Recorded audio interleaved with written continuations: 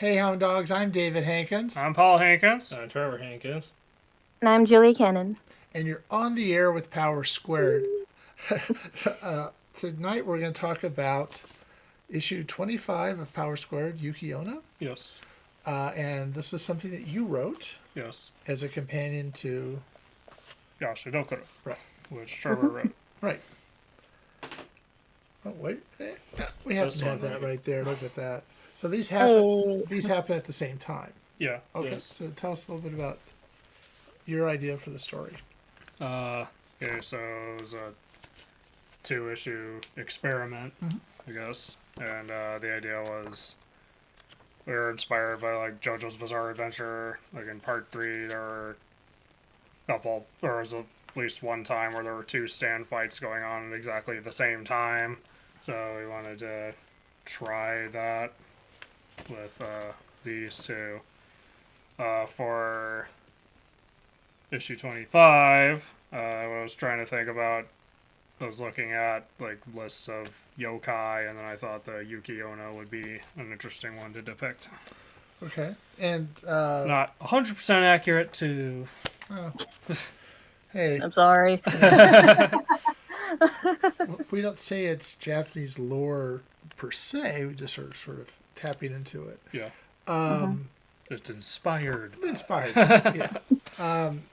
So the fact that they're fighting separately is new, Yes. and the fact that they share powers means that they both can't. Did you find a time when one was using a power and the other one couldn't? Yeah. We figured out there was a moment where they could try to get away, but they can't. Right. Because they both try to activate it at the same time. Okay. So I wonder if we could ever put these 2 issues together and have them go back and forth. Just as an idea. All right. So tell us a little bit about what. So while Eli is going off to art class, there's a new girl at school named Affogato, and she asked Marty to show her around. And while he's doing that, he realizes that there's a bit more to her than she lets on. Right. Okay. So she turns out to be not really a spoiler, I guess. She turns out to be a Yuki-Onna, so... I think the title kind of gives that Yeah. away. So I tried to... I did my best while I was in the moment to come up with an ice-themed battle. Right. And I was inspired by the White Album fight in JoJo Part 5. And because the White Album fight is one of my favorite fights from that part. Okay. So, do you remember have fond memories of drawing the issue? The one thing I did like is there was one scene, like there's like one page or a couple pages where like basically when Marty is showing off Affogato like around the campus.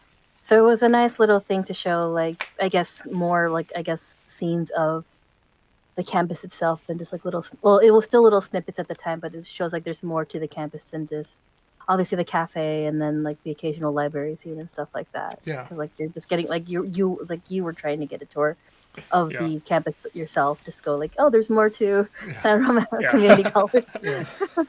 And I think I loosely based it off of what I remembered from CSUN, Okay. since we went there. And like I did with the Kamaitachi issue, I tried to push the artist.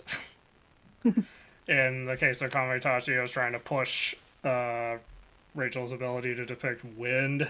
Uh-huh. So with this, I was trying to push Julia's ability to depict ice and Hey. water. Do you feel Yeah, I pushed? think we had like I think like the one like we had like a bit of like, oh, it was either too much water or too much ice, so like we tried to find like a good balance between the two. Yeah, I tried to inject a little bit of comedy into this. Oh, good. This was kind of an experimental story.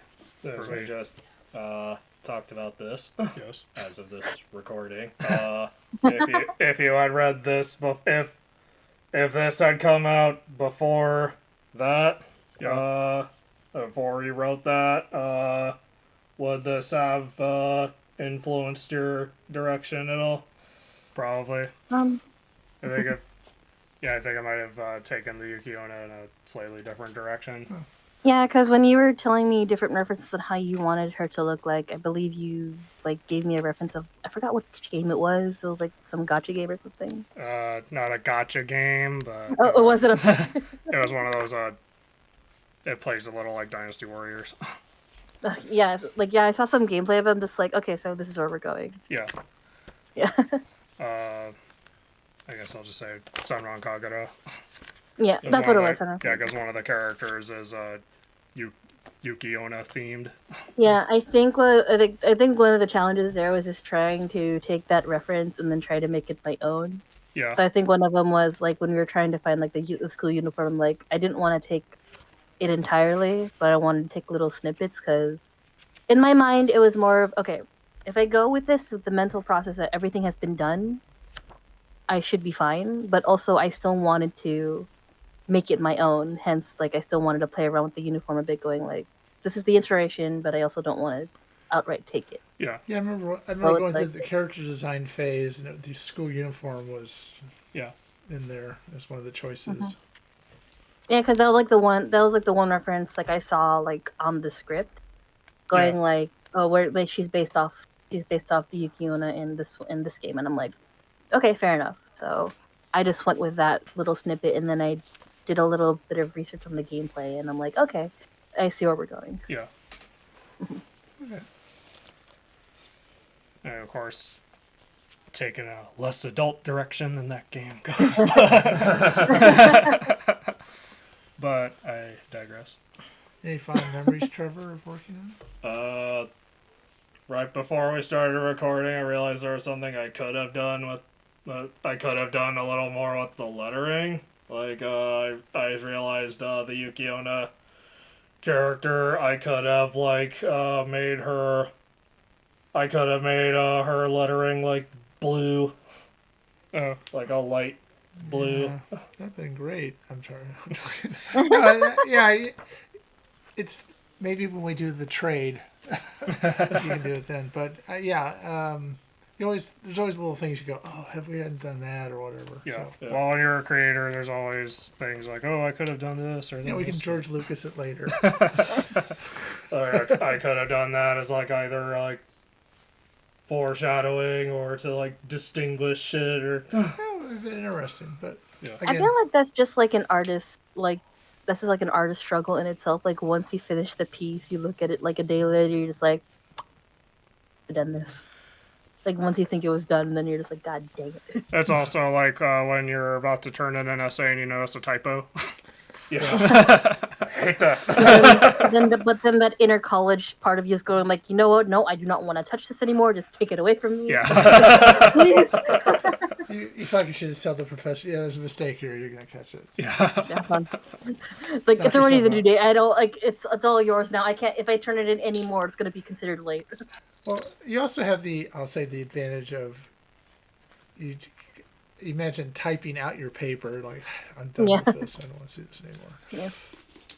I think it's also just it's funny, like when I'm thinking about it now when I used to sort of papers, it's more of, will the printer in the library be nice to me enough for me to do this one edit? It's usually not nice to me. Computers are not your friends. No, computers are fine. The printers are not your friend. Oh yeah, printers on hold just kind of suck. They throw temper tantrums every 5 seconds. You don't know why. Yeah. With the lettering, it's like when it's Marty's thoughts, I do use like his blue color as like the border. Right. But for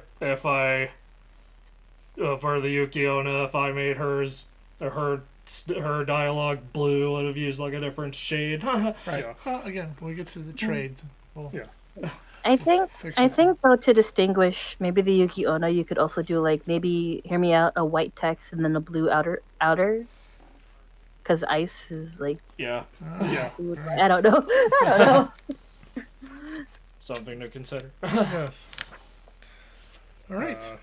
So this was an interesting issue to write. yeah, I'm liking that the issues are coming out this year because the stories are very different from what we've done before. Yeah. So yeah, this is kind of neat that you see Marty kind of on his own, and the other one you saw Eli on his own, and because they're not always going to be together, they're not, they're not Siamese twins. They're right. So this is going to be out on June 25th. Yes. It'll be available through our website, at the campus store or the campus store on the website. It'll be available in print and digital, and it'll range from like $2 to $7 or something like that, depending where you buy it. So, and it's really Rate it with number 24 for the complete experience. that's good. We should say that. And all right.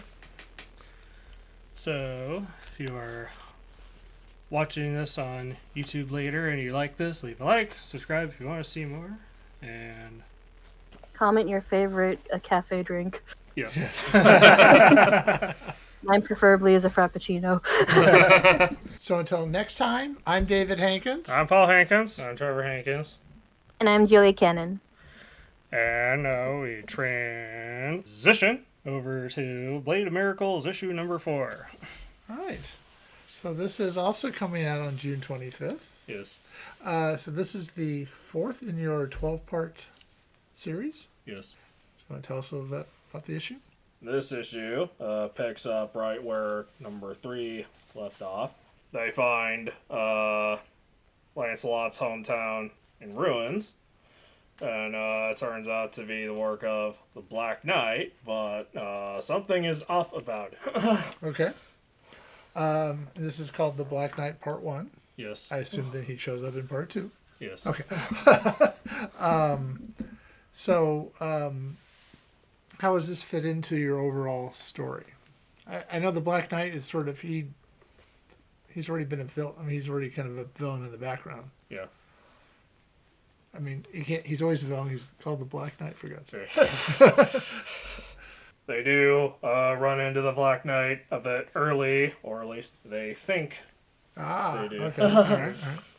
So, is there significance to I notice on the cover, he's got sort of a blue. Yeah,